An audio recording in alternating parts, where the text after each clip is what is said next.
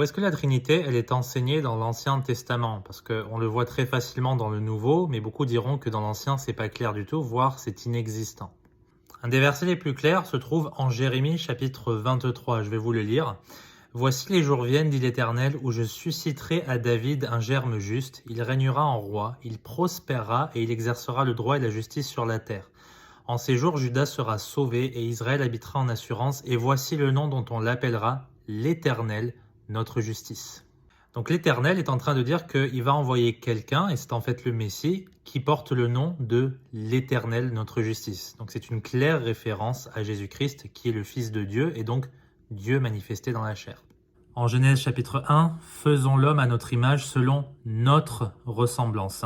Parce que Dieu, en fait, il est trinitaire. Père, Fils, Saint-Esprit, nous sommes aussi trinitaires quelque part, corps, âme, esprit en une seule personne.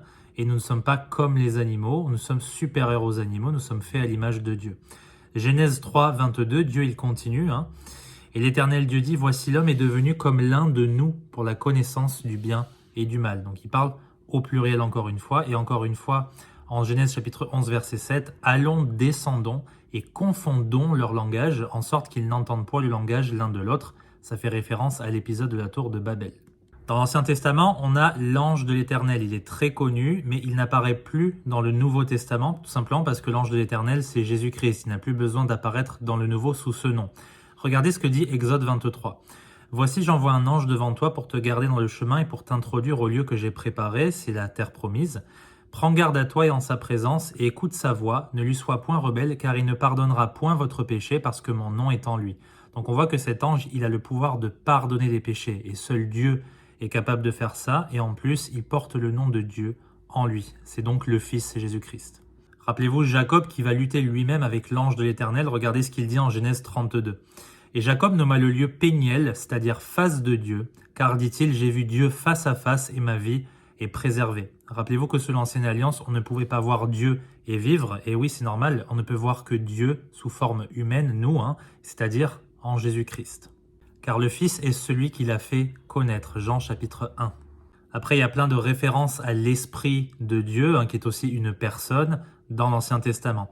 Mais que faire d'un verset comme Deutéronome chapitre 6, verset 4, qui nous dit que l'Éternel notre Dieu, il est un.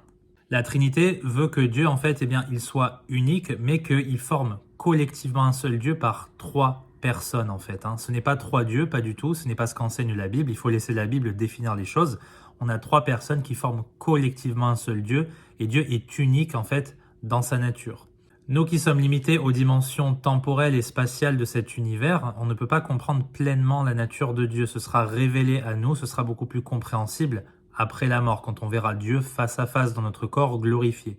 Rappelez-vous, ce n'est pas parce que vous ne comprenez pas une chose de la Bible qu'elle n'a aucun sens. Il faut raisonner bibliquement et pas raisonner humainement. C'est pour ça qu'on doit accepter le mystère de la piété qui est grand par la foi. Que Dieu vous bénisse.